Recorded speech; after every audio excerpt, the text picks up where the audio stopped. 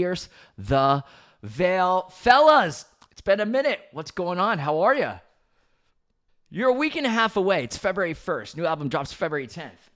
Fill in the blank, both of you. We'll start with Tony. I feel blank. Week and a half. One word. How would you feel how you're feeling with this album a week and a half away? I am blank. I got excited, but then I also changed it to relieved because it is just nice to finally be able to share it. There has been a lot of buildup, a lot of things that got in the way, a lot of things that pushed us back, and it's finally here. It's so close. Thankful that our fans took the time to give a shit for a while. We're not a lot of bands can just take that much time off and come back and expect anything at all, really. So it's just awesome that they stuck around with us. They're excited. We're excited. Very thankful. Very, very just lucky to be in the position that we're at. We feel like a new band, man. We feel like we're starting a new chapter. It's awesome. How's the rollout been? Obviously, you're coming at it different than when you were first coming out as a band because obviously you have the name recognition, you have all that. Is the pressure, is the expectations higher? Is it kind of just, we're just going to do what Pierce the Veil does and just put out music that, first off, we are happy about ourselves? I felt like we went into it without thinking about pressure necessarily. We had checked in with each other at one point and making sure we all still wanted to play music. And one of the attitudes we went forward with was, what would we do if we were just starting fresh all together as in, if you could just do it all over and just start as a new band, like what would you try? What would you, not do again? And so I think it's just been kind of rewarding to just go at it and just do, just make music in whatever way each member wanted to, Yeah, that was definitely for us. We always, we never want to do the same album twice. We kind of always try to be bold and push ourselves. And this one was no different. We kind of went and went outside the Pierce the Veil normal. We're normally pretty technical in the studio in the sense of like every song has got some sort of crazy riffage and stuff. And this album was a little bit more peeled back, I think, which made it, in my opinion, a lot more fun to kind of create and be creative. We're speaking with Jaime and, of course, Tony from Pierce the Veil. We'll have Vic on when the actual album drops, and we can talk about shows and all of that's happening. Known these guys for a long time. Got to see It's been a minute, and I was thinking about this the other day. I remember we were on the Alt Press red carpet, and Andrew McMahon. I was interviewing Pierce the Veil, and Andrew McMahon had the same suit as I did. No way. And I was interviewing all of you, and Vic grabs the microphone. He's like, all Andrew McMahon is doing is staring at us with like deathly stares and like the most deathly look ever. And it's because me and him had the same exact suit on from Zara at the time, and we were live on the All Press web stream, and he came and crashed our interview. So when you go from that to just obviously all the memories with Jaime and, of course, with Tony here throughout the years. Very cool stuff. And I can tell you this, seeing you at When We Were Young Fest, seeing the I Prevail shows, those shows were like, I felt proud and stoked and kind of just taken back. The I Prevail reaction, like those shows, like what was it like seeing those, just seeing the fans and just being appreciative once again from everybody? Yeah, I mean, man, that's one thing that we always talk about. You can get in a room together, you feel great together playing the songs. You rehearse, you prepare. Nothing really prepares you for that feeling of seeing fans for the first time in that long. And they were on 100, man. Those shows were some of the best shows I think we've ever played. Yeah.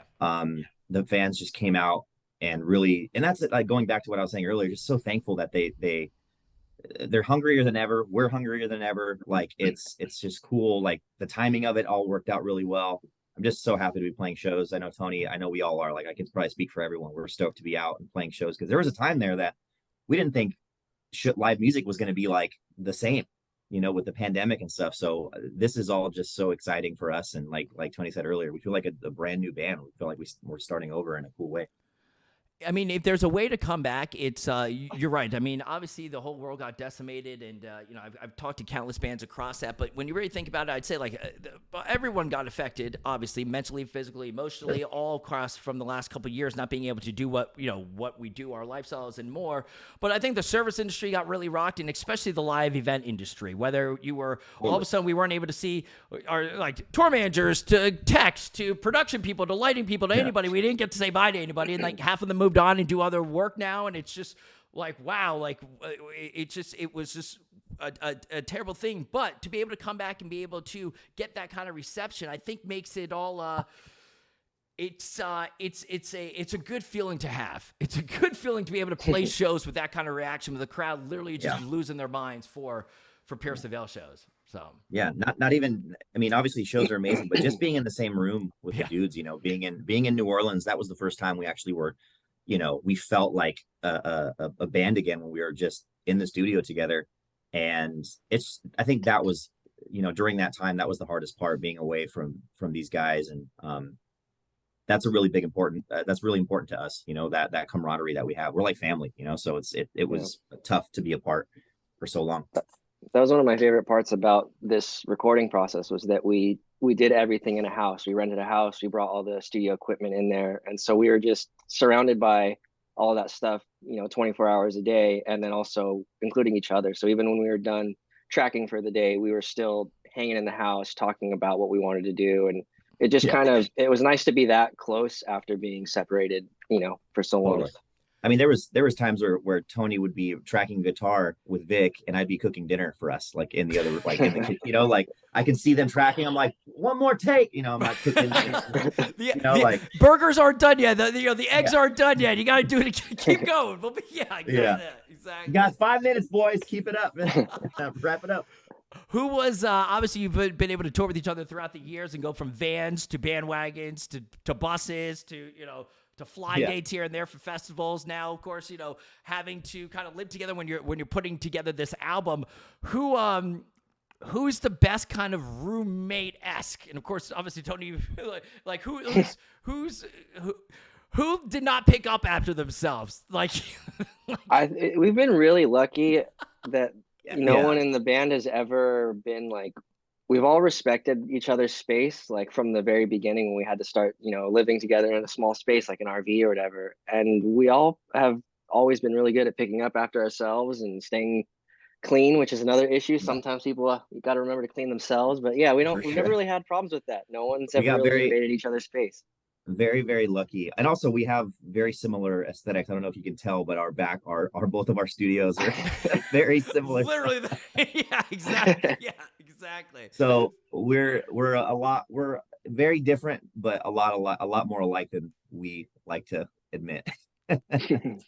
No, and I think that definitely obviously helps when you're trying to put down the record. I think that's what you kind of had to do, you know. Each kind of album that Pierce has been able to put out, and you think, listen, it's been a while that you've been able to be a band, but also it's been a while since you've been able to put out new music. And I think that was kind of the best rollout for you, where it's kind of just like, hey, let's kind of just like get into, you know, be in the same house, kind of just roll off ideas, where it's just for some of the viewers and listeners out there here on the Gunz Show is sometimes for albums, it's more than not. It's a chaotic process in the fact that if a band is starting to really rip, and then they're on tour, say like 300 days out of the year, there's so much pressure from a major label to get that next album out. So a lot of times bands will have to just write and try and like put together an album like in the back of the bus type thing, or just like are writing on the road. Then they might have maybe 2 to 3 weeks to just put it all together in a studio, because there's so much outward pressure on just trying to do it. So the fact that, you know, Pierce was able to kind of do it the way that you wanted, where it was kind of just an organic kind of throwing ideas off of each other, just get it right type thing. Huge for this moment, because timing's obviously everything, but especially when this is a pinnacle and a very important kind of vital piece for Pierce the Veil's discography and lifestyle of the band right now. To do it that way, boom, let's go. Yeah, I mean, I think we're in a position now with this being our 5th studio album that the label's super supportive. They know what they're, you know, we've kind of have a reputation of taking a little bit longer than most. So obviously most of it was not all of our fault.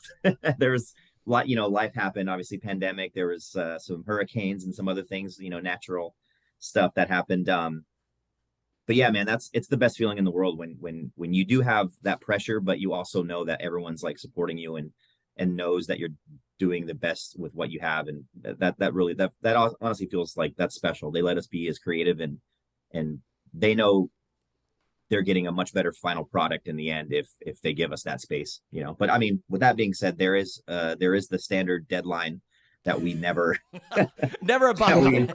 Never abide by, but it's a cute idea, a deadline. That's nice. Right. It's good to put on like the guy on the email or writing, be like, yeah, sure. It's like, you know who you're dealing with again. It's like when they're done shredding and putting the songs together, that's what they'll do.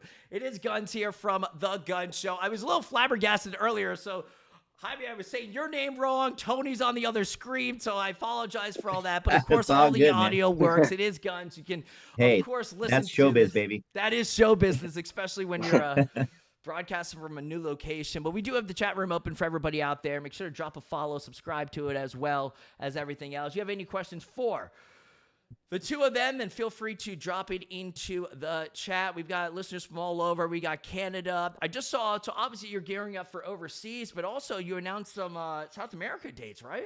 Aren't things happening? Yeah. We're heading South America, Mexico, going to the motherland. Let's go.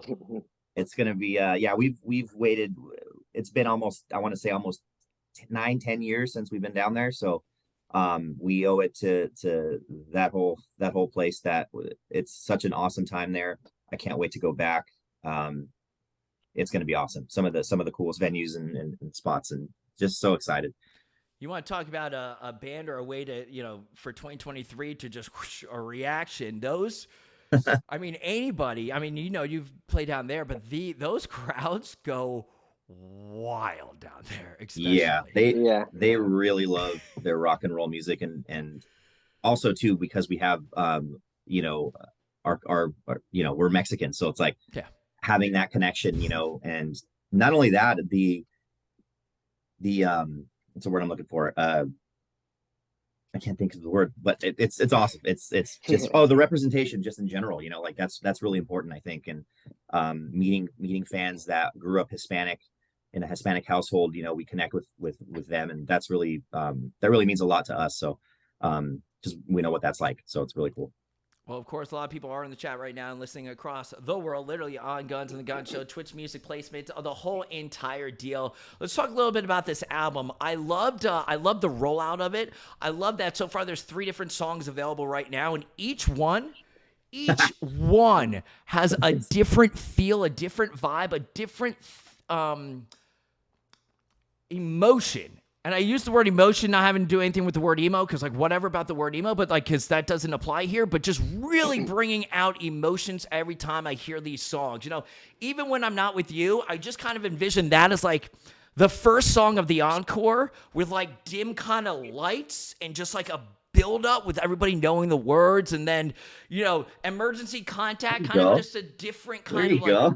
Oh, do you like that? Do you like that idea? I like the imagery. That was amazing. Yeah. I'm like, ooh, baby, we gotta bring them on. Our production for us. Yeah, there you go. Start thinking of our production. That's great. Do you know what I mean? I feel like that song could do really well at the start of an encore. Dim lights and building up. You heard it here first. If we do that, you know where we got the idea from. The Gunz Show, baby. Let's go. So I definitely love that. You've seen a couple shows. Yeah, I've done a couple shows for sure. I also love, you know, Emergency Contact. I really love the drum beat in that. Kind of just the timing structure in that song. Definitely a different feel there. And then, of course, you know, Nirvana, and like just...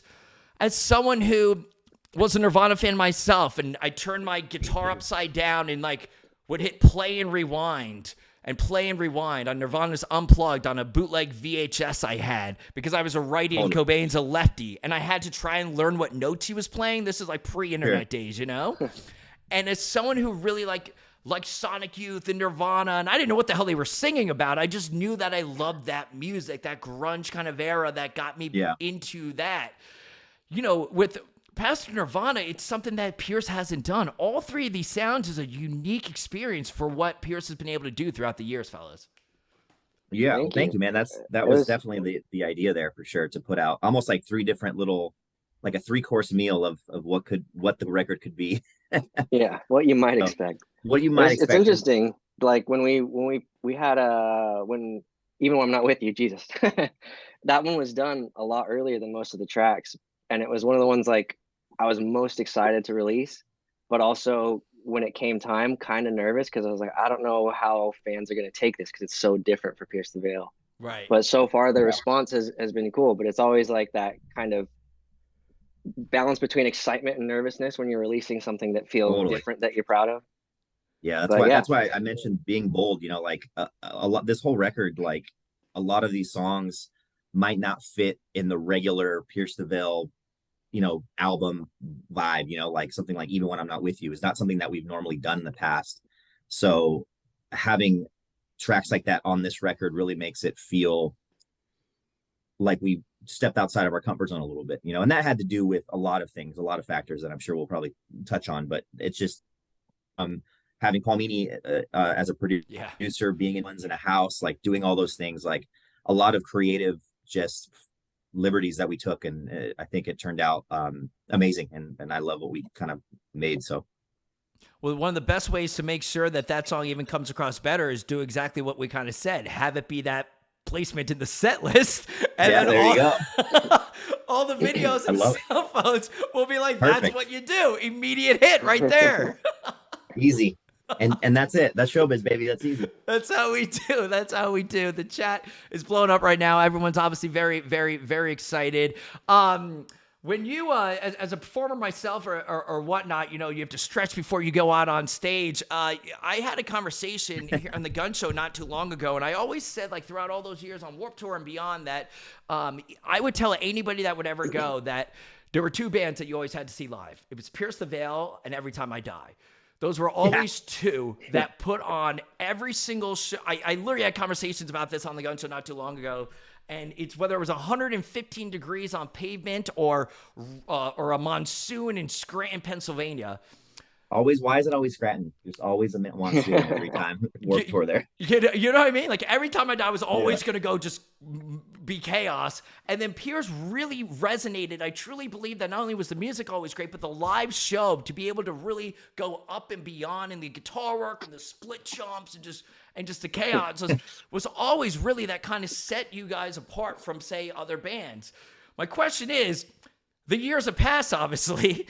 It's been a minute since you were able to tour. You do the shows recently. How sore were you after that first couple shows? I feel like that's like a parent question that like the family would ask. Like, so how are your knees? Yeah. How are you feeling? It was good. I mean, honestly, I was pretty nervous for that first show, but we also had a lot of time. Like I was, you know, I was prepping for almost a full like year, just getting into that show, into stage shape, into you know, but stage shape. Like I mean, like stage shape as much as possible. Like as Tony would, you know, as Tony knows as well as everyone else who's in a band, like you can't really. It's tough to like stretch that part without actually doing a show. You know, you can do all the necks and all the, you know, call it a bang over for a reason. And yeah, man, after the first show, I think we were all pretty like, whoa, that's what it feels like. But it was awesome, man. It was like a good, it hurt real good. It was a vibe. A good problem to have for sure. A lot of questions coming in for a couple of guys here. We'll have Vic on once the album drops and they can talk more about shows and stuff like that. Vic is doing whatever right now. Got some things on his plate, and he's on daddy duty, man. They're about to pop any second. All right, yeah, exactly. I knew that, but I didn't want to be the one to say it. So I'm glad that you said it. But yeah, he is expecting like pretty much any day now. So the last thing he needed to be was on the Gunz Show if the baby was ready to come. Right? Yeah. He sends his regards for sure. He wish he could be here, but you know, he's he's definitely waiting. He's waiting in the wings. Yeah, exactly. So it's all good though, because of course we have plenty to talk about with this album. A lot of people want to know, do either of you, and I'll ask both of you, as it's more so conversation here on the Gunz Show. Pierce has done plenty of interviews. We'll get some, some behind the scenes and in-depthness on the album, of course, but it's more so just catching up and being real, just like you, the fans, want with, just conversationally with the band, rather than like in-depth interview or anything like that. But one of the questions I have is, what is one track that you can't wait for? What's one of your favorite tracks on the album when it comes out? Oh, maybe. I'll let Tony go first. I'm trying to think about this because I like all of them. They all have something special to each one of us, But I think for me, a special track on the album. I mean, like I said, Tony's got a good point. They're all pretty special in our opinion. But there's one song called "Shared Trauma" that is such a departure from what we've ever done. Something that I was playing around with on my laptop. Vic wrote a melody to it. The song kind of came together really fast, but it was something that none of us thought was going to make the album. And it was only until our producer Paul Meany was like, "What is this tune that you guys are working on? Like, this like, there's something there. This has to be on the album." And that kind of like, it's just a very interesting song, because it's not like anything that Pierce has ever done, and it kind of came from a I don't want to say strange place, but just because it wasn't really meant for a Pierce the Veil song. It wasn't made for, it was just kind of a thing that we were working on. So I'm super stoked that I made it on the album, and it became one of my quick favorites, because it's so different. Wow. Is it is it one that you hope everybody will kind of like, it's such a departure that you hope people will kind of appreciate, or something that you kind of are almost like, I can't wait for the fans to hear it kind of thing? I just feel like the message itself, it's such just the title, "Shared Trauma" is such a connecting thing. And I think the song, I'm hoping the song will resonate with fans, and the message is pretty special to us too. So I hope, as every time you make music, I hope you guys like it. Yeah, I agree. I think the song Jaime wrote, the music he wrote to that, as much as it's a departure from like traditional Pierce the Veil music, I think it's going to be something that it'll be its own special thing that a lot of fans are going to connect to. At least I hope so. I think it's just a cool, different thing. And it's just rad how it came to be that Jaime just had this project that he had worked on, and it worked out, so stuff like that. Yeah. I'm all super excited about that. You just had me like, woo, love it. Butterflies. Right? Like, yeah. Oh, this is absolutely incredible. Speaking of Jaime, and of course, Tony from Pierce the Veil here on The Gunz Show, live on Twitch Music, and of course, Adobe Radio, Spotify, Amazon. Got that new deal with Amazon. Let's go. Down here in Nashville, as well as New York City. Looking forward to all of this and more. The rollout's going to be quite something. The buzz has been happening. You've been able to kind of see the reactions from every song. You're talking to us about, songs that we haven't even heard yet, and what we can kind of anticipate and expect. You have the overseas stuff happening. You've got the Mexico dates and South America dates and whatnot. Don't forget UK, Europe, baby. UK, going overseas at 0 to 100 soon. Yeah, the calm before the storm, man. It's really nice to be home before we hit the road again. But we were talking about this last night. We actually had a dinner. All the guys and our wives went to dinner last night, just to celebrate all the things to come, because once we start, man, it's going to get pretty chaotic, So new album, new baby in our PTV family, and just a lot of awesome things. Also, Vic's birthday is on the 10th as well. Talk about getting brushed over. yeah, so right. many things happening. So make sure you say happy birthday on February 10th, even though there's going to be a million things going on. Make sure you wish him a happy birthday. Yeah, please do that. Congratulations on the album as well. That is, it's funny how it all works out, right? Yeah. Well, we'll see. We got we got like a week and some change. So yeah, we're excited, man. Yeah, it's definitely been, it's definitely, just the reaction, like I said, and being able to see those. And of course, everyone's asking about, US tour. There's things that are known, there's things that aren't known. Would love to be able to be the one to say what is going to be happening, but I won't be, okay? Because I want you back on the show, and I don't want to piss off the powers that be. So just know. Man. Higher ups. The higher ups. They will cut the power to my studio if I say so. But the point is, there might be a show or two in the United States in 2023, right? Man, we're trying to play as many shows as possible all over the world, so we'll definitely be around. Yeah, maybe a show. Well, 2023 and 2024 better watch out, because we're coming to we're coming. I don't know where, but we're coming. We're going. If there's a stage there, if there's an outlet, if there's a place to put the amps, you'll be able to perform, no doubt. Of course. So, listen, I'm stoked to have you here. Anybody who has a question from the chat, feel free to jump on in. Besides just screaming what your city is that you want them to come to. They love telling you where they're from, man. It's the best. Always play this state, play this city. All sorts of stuff happening there. So, going to be a good time all around. I guess before we get into a little bit of we call it Emo Millionaire. That it's a trivia game that I want to do real quick with you guys, which is a lot of fun. It's a lot of fun. It's incredible. We've had all the bands do it with us. No pressure, but all the pressure. We'll do that. I do like watching Jeopardy. So I like trivia. It's called Who Wants to Be an Emo Millionaire? It's a lot of fun. Before we get into that, is there anything else that you'd like to say to just the fans and everybody out there? Tony, you can go first. Just the microphone is yours, my friend. Yeah. No, I guess first of all, I just want to say thank you, because I know it's been, a bit of a large gap between when we stopped, playing shows and making music and everything. And like Jaime said before, it's been amazing to see that everyone stuck around, and on top of that we're gaining new fans. So for all the people that have been holding it down for us, we appreciate you. Jaime, what about you? Yeah, man. Well said, Tony. Well said. Yeah, very thankful, very lucky to be in the position that we're in right now.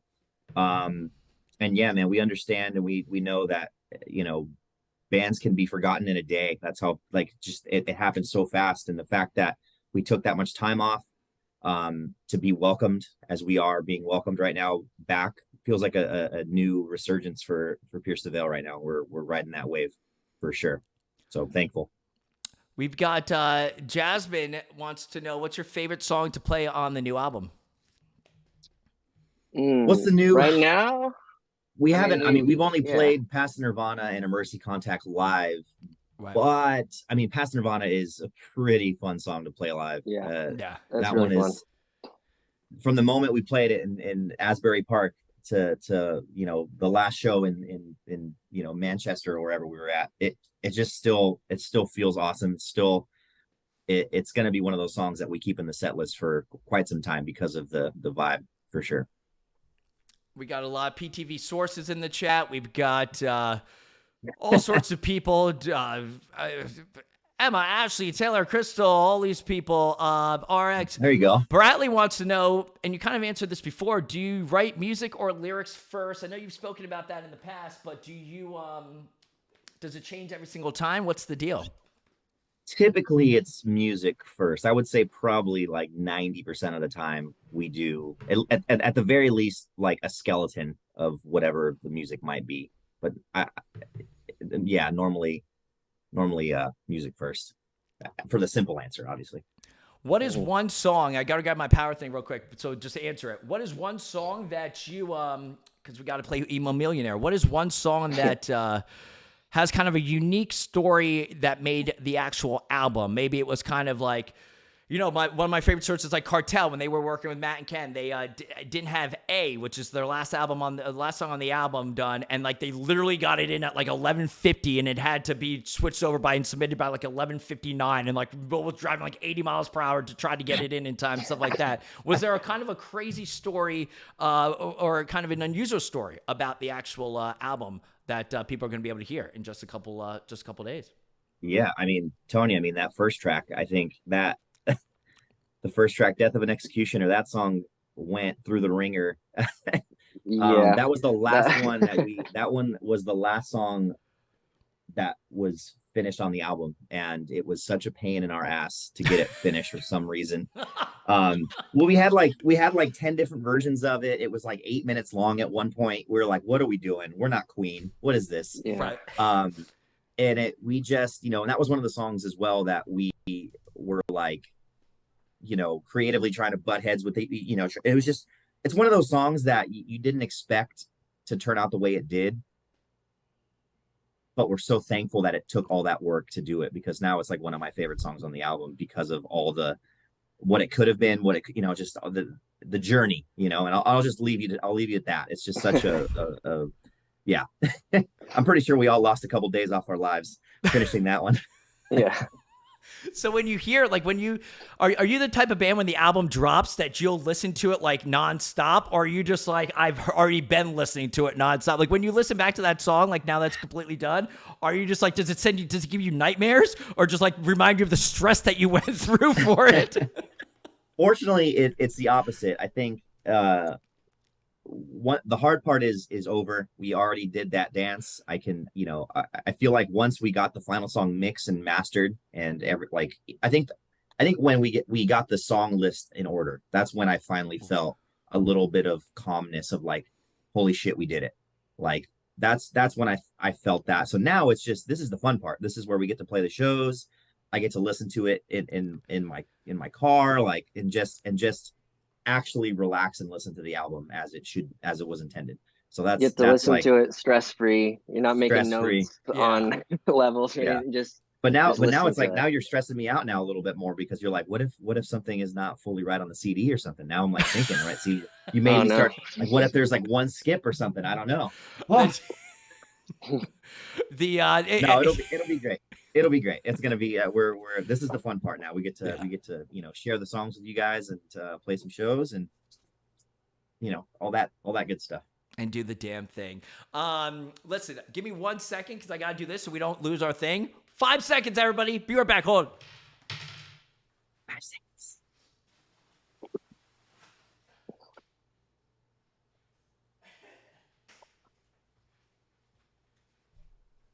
I told you I had a chaotic rollout. I just moved to Nashville. Nice.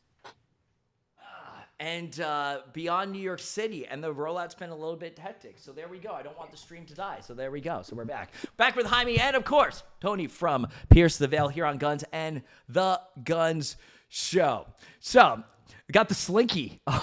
Dude, this thing is something that I didn't know I needed. I got this from a fan at our San Diego hometown New Year's Eve show from a meet and greet. And she's like, it was in the box, vintage. It's like the metal one, and man, is this like, for someone like me who is just always just tinkering and fidgeting, this thing is awesome, man. I didn't know I needed this, but whoever, I don't know her name, but a saint sent from, incredible. Saint Slinky. So it sounded like Saint Slinky. There you go. So it sounded like the fidget spinners. You know what's going to happen now? You're going to get Slinkies every single tour stop now. I mean, I wouldn't even honestly. Dude, honestly, there's something therapeutic about it. Like if I'm like stressed or like just I'm just like, all of a sudden it just melts away. Now, are you the type that will go up to the top of the stairs and actually slinky it down, or are you just messing over like? I tried, but I don't know. I definitely did it a couple times, and my wife was finally like, we get it. You've seen Ace Ventura. We get it. Like, cool. So, yeah. Well done. When Nature Calls, by the way. Yes, Ace Ventura, When Nature Calls. Great sequel. Yeah. Where are we putting, what's one of the best sequels out there, do you think, movie-wise? Besides When Nature Calls. Are any sequels better than the original in anything? I mean, put me on the spot. I don't know, man. Right? It's hard. I mean, I do like Back to the Future Part 2. That's probably my favorite out of the three. Okay. So, actually, I probably like that one a little more than the first one too, actually. But I mean, I wouldn't. That's not necessarily just a sequel because it's a 3-part trilogy. So, right. Yeah, man. I don't know. That's a tough one. Beverly Hills Cop 2. I don't know. Jeez. I gotta go back and try to watch that one. I mean, Beverly Hills Cop, what the fuck? Yeah, I was thinking more so like Home Alone and Home Alone 2. Like, I don't know. That's more up my alley. Like the fun. Christmas. You want Christmas? That's a fair shake. I mean, I'm a big Home Alone 1 fan, but Home Alone 2 was a really good one. Ghostbusters. I've Ghostbusters 2. That was a good one.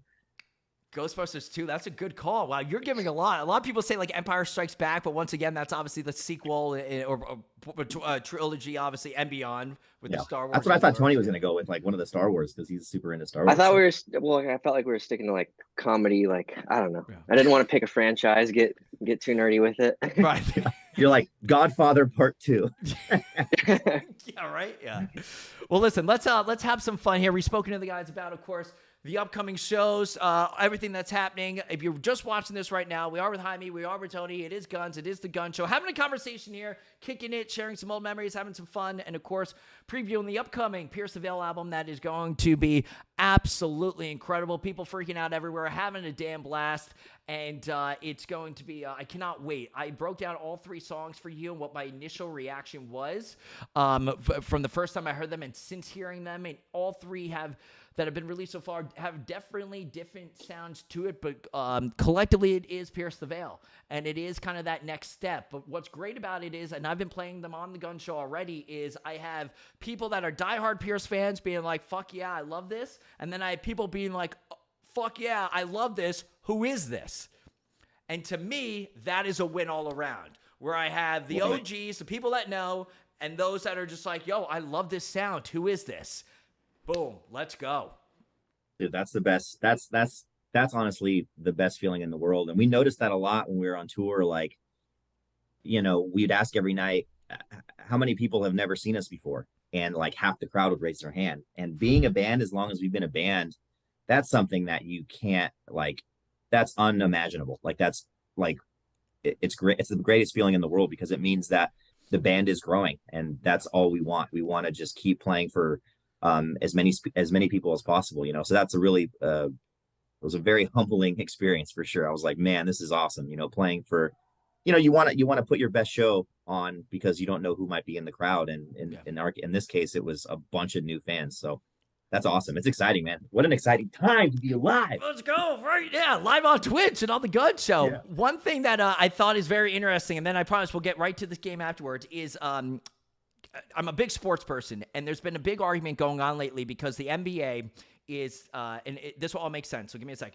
The NBA is dealing with people like LeBron James or whatnot is like sitting out games. You know what I mean? Like all these stars will play one and then not play like 2 games, and like they call it like workload management and whatnot. Totally. But Kobe always said, and Kobe of course had a work ethic like none other. So did Jordan. Yep. I mean, they were fierce. I feel the same way. I know exactly what you're going to say, and I feel exactly the same way. Kobe said, when people are like, why aren't you taking a break? Like, dude, you might be exhausted. You just dropped 62 points. What are you doing?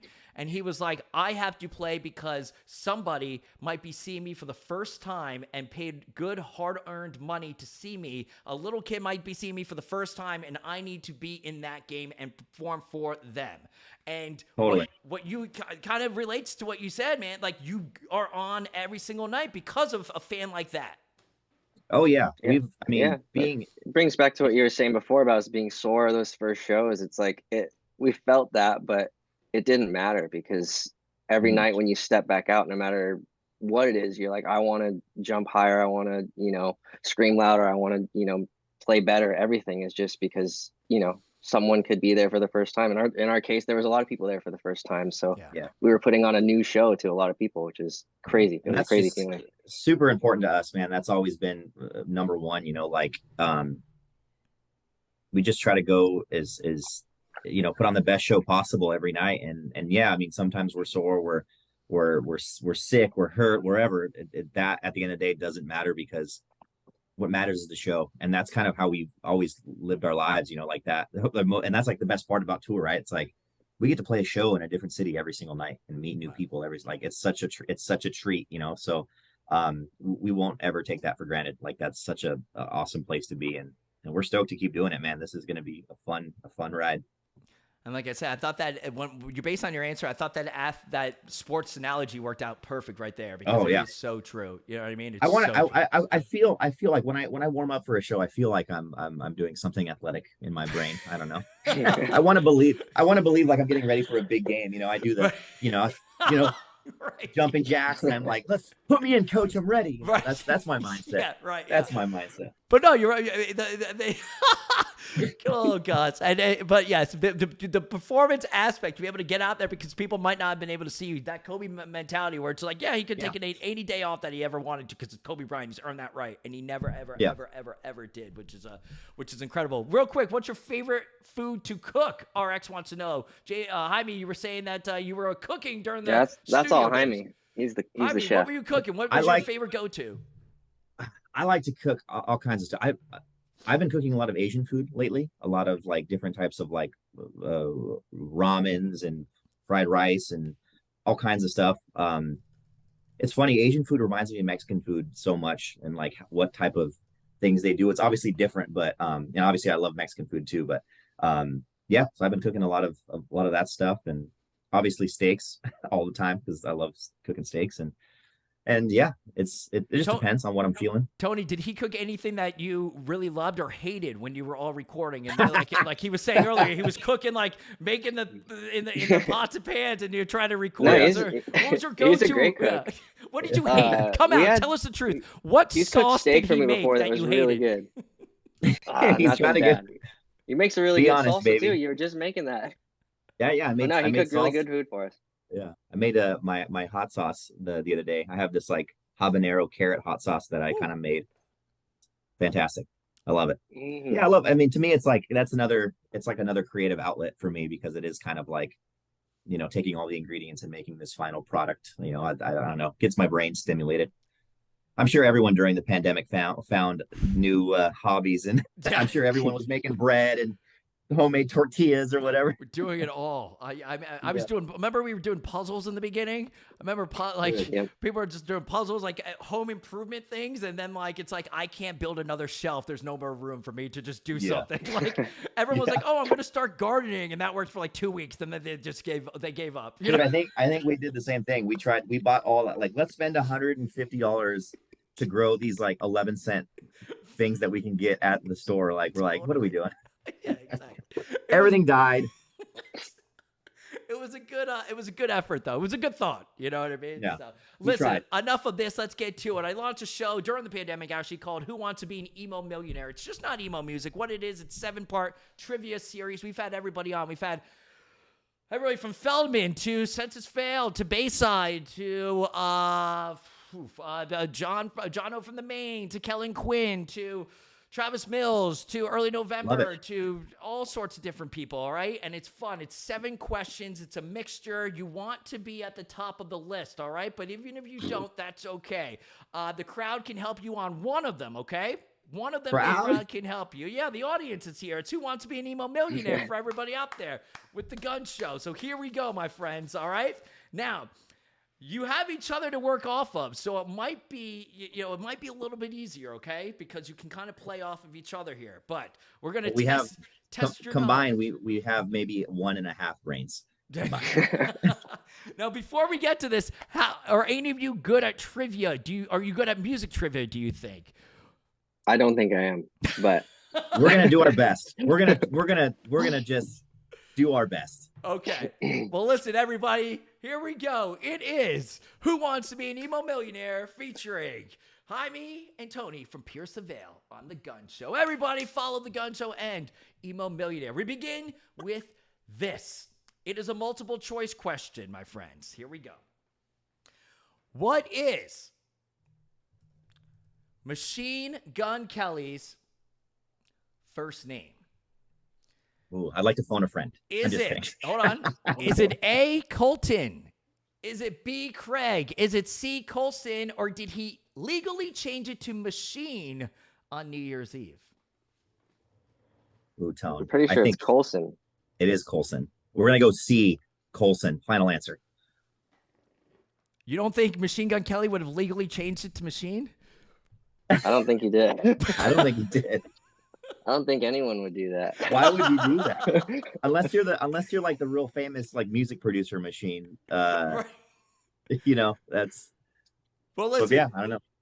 You are right. There we go. There we go. They are 1 for 1. The Of course. pause. Why you have to do the Colson. pause? The most like stressful pause.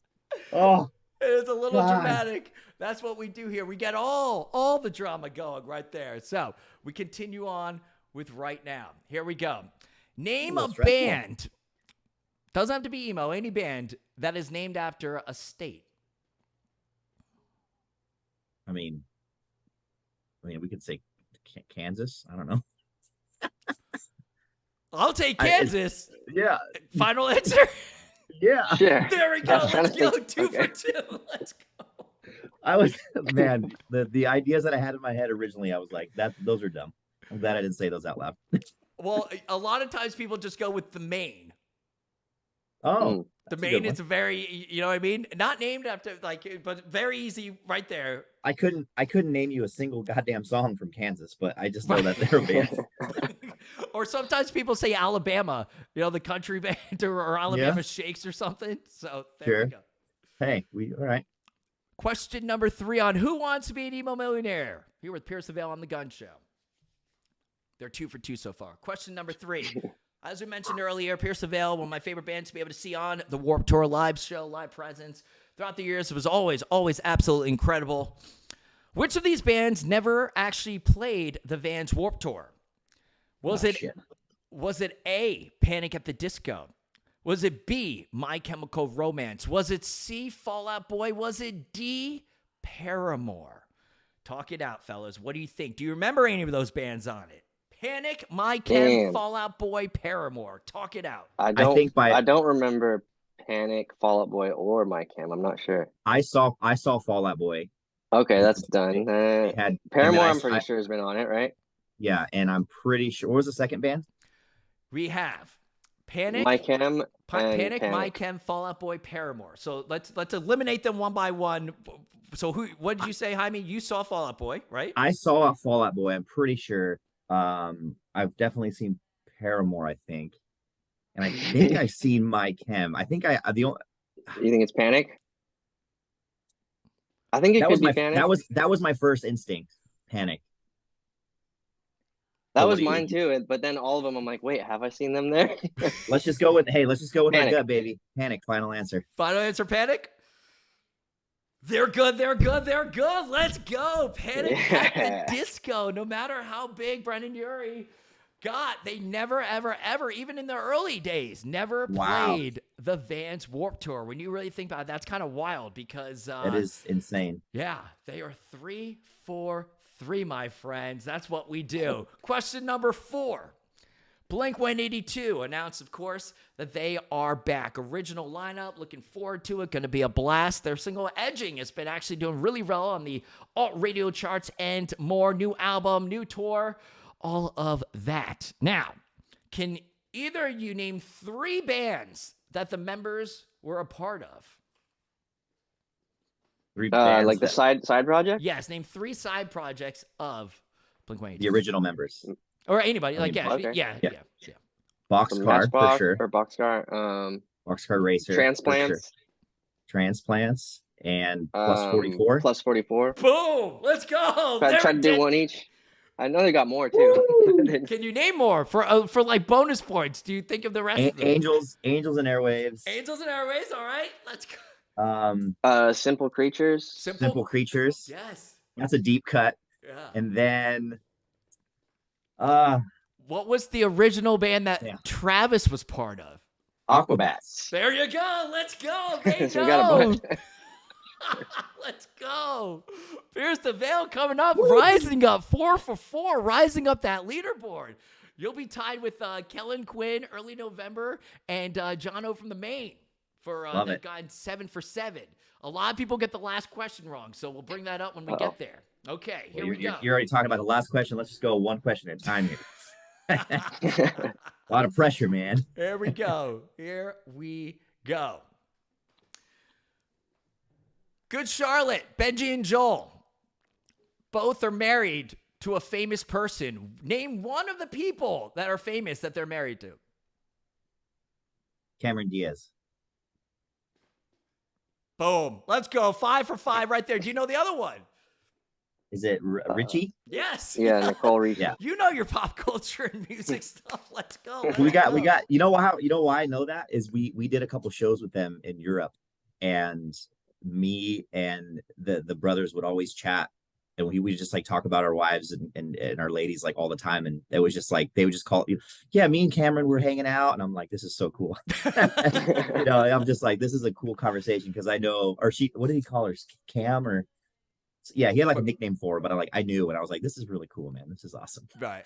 Yeah, no, of course, yeah. Nicole, that's how I know. Yeah. That's how I remember. Nicole we had good Richie conversations. And Cameron Diaz, yes, both married to the good Charlotte brothers right there, as we are 5 Great dudes. for 5 with Pierce the Veil ahead of their brand new album. Of course, you can pre-order it now and get tickets for the overseas shows and more that have been announced and gear up for hopefully more that's going to be happening here in the States.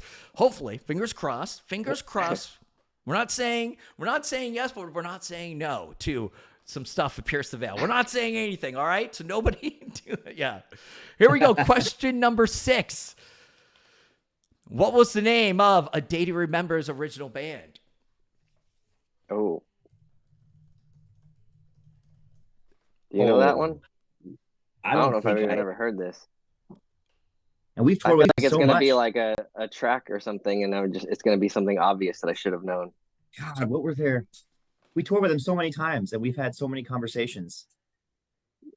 Give us. Can we ask for the help from the? Okay. Ooh. What was our lifeline? You do have the lifeline. Chat. Can you help them out? And I'll read a couple of them. Okay. What was A Day to Remember's band name before they were A Day to Remember? I honestly don't know which.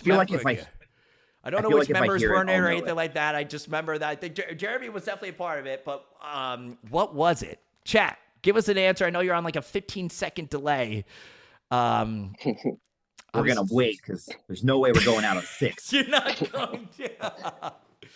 All right. Yeah, I'm so goddamn competitive. Dude, I love this. What we're eventually gonna do on Who Wants to Be an Emo Millionaire is we're gonna have like the bands compete against each other for the final prize. All right, man? So we will call you guys back if you're lucky enough to go 7 for 7, okay? What's the prize? Well, listen, no matter what, you get one of those. Is that a slinky? You get a golden slinky. Let's go. Dang. Unbelievable. All right. What are they saying? They're all saying the same thing. So either they're all. Uh-oh. See, sometimes the crowd, the audience, will purposely give the wrong answer just to see you torment yourselves. So they're just all saying it was A Night to Remember was the original name. Yeah. They're all just saying that. They are saying end of an era is what they're saying. Do you think they're right, or are they fucking with you? I think we have to go with it. That feels. As soon as you said that, I was like, oh, that sounds familiar. Let's trust them. So are we going with the audience? There's a lot on the line here. This is for 6 for 6 from Pierce the Veil on Who Wants to Be an Emo Millionaire. Follow Emo Millionaire, by the way, everybody, on the Gunz Show. 6 for 6. I'm gonna go with it. End of an era. Yeah. That feels cool. Let's go. Bing, bang, bing, bam, bam, bam. Let's go. The chat coming up big. 6 for 6 from Pierce the Veil. They wouldn't fuck with us. Oh. They wouldn't. Our fans are they're loyal, baby. Let's go. Jaime, I love that you admit, like, you're just like, I love winning. I need to win. I need to win. Oh, that's so great. A lot of fun. Emo Millionaire, this is what we do with all your favorite bands. We do it live as well. Done a couple of them live in Nashville, and I did one in Vegas during the When We Were Young festival. It's a lot of fun. Who Wants to Be an Emo Millionaire? Featuring Gunz of the Gunz Show. And, of course, we have on our good friend from Pierce the Veil, Jaime and Tony. So here we go. Final question, all right? So here's the thing, everybody. The final question always has to do with the band themselves. And this is the one where the band might get it wrong. The artists usually, we've had a lot of 6 for 7s, but a lot of times bands and artists don't remember their own, their own stuff. You know what I mean? Oh man, this is gonna be. So here we go. A little Pierce the Veil trivia with Pierce the Veil here on Who Wants to Be an Emo Millionaire with the Gunz Show. How good our brains are. we are throwing it back to a couple years ago, my friend. We're bringing it back. You were on tour in 2008. Oh shit. Okay. You were on tour in 2008. You played a couple different places, obviously. Did the Warped Tour that year. But besides that, you were on tour and you played a couple different songs. Do you remember what would have been your set opener in 2008? 2008 set opener. We only had one record to choose from. What were we opening with back then? I mean, I think 2008 was when we did like, I want to say Currents Convulsive. But then I'm also like, or did we do like Horus? That fucking Horus Horse Collar? We did Horus Horse Collar, but I know we did it for that New Year's thing. I don't know if we did that intro other than that. Or did we do like it would have been a Warped Tour. I don't know if we did. We would open with Chemical Kids. Maybe you can include Warped Tour. Like I'm actually looking through your whole thing right now. You did throughout the whole year open with the same song essentially.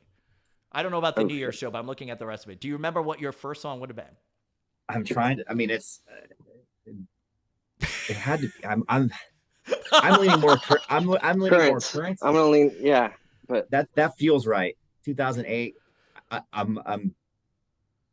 Yeah, let's go with Currents. I don't know.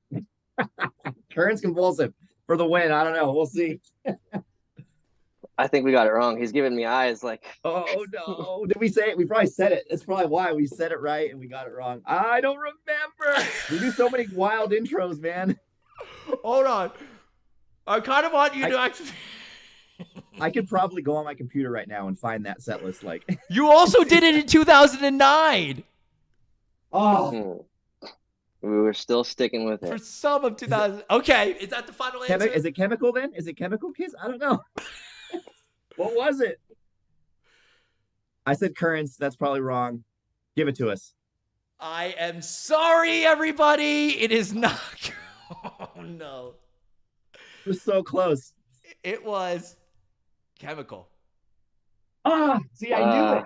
Yep. I knew it. We had it. It was between those two, but I just remember we had the little like the sample start and we would walk out and Vic would sing that part. It was a vibe.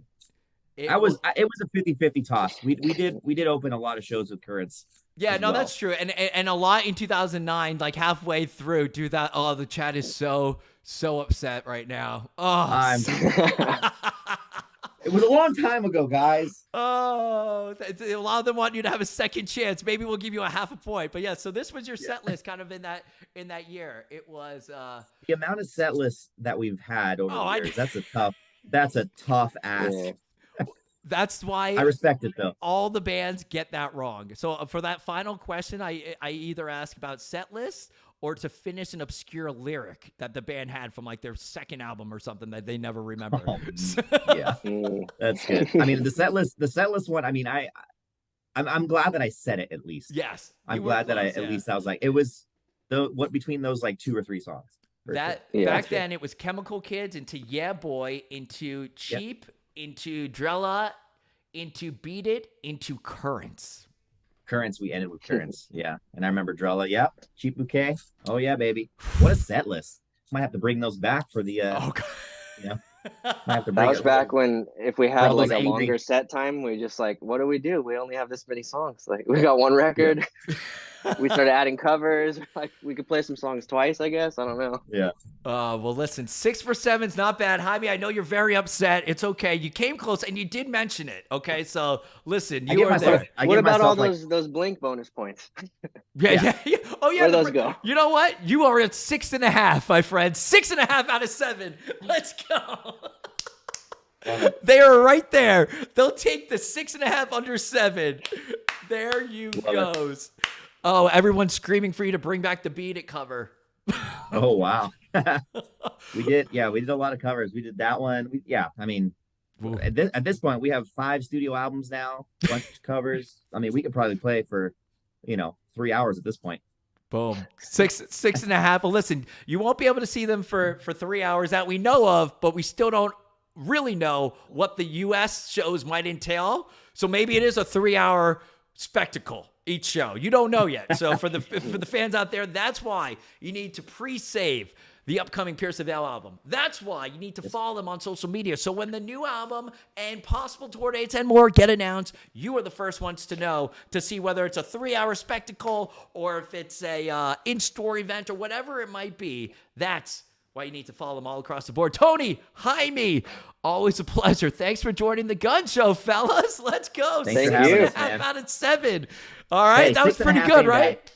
6.5 Yeah, ain't bad. that's fun. That's all right. There you go. Check them out right now. It's Pierce the Veil.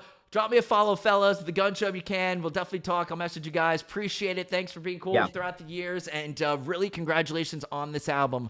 I think it's effing awesome. And just the guitar work to the melodies, to just the production sounds, to just everything that's been able to, like I even said, so many elements to this. And I cannot wait for those songs that you kind of hinted and told us about. I cannot wait to hear how these tracks play in hear the whole album. And from based on what you said, it seems like it's a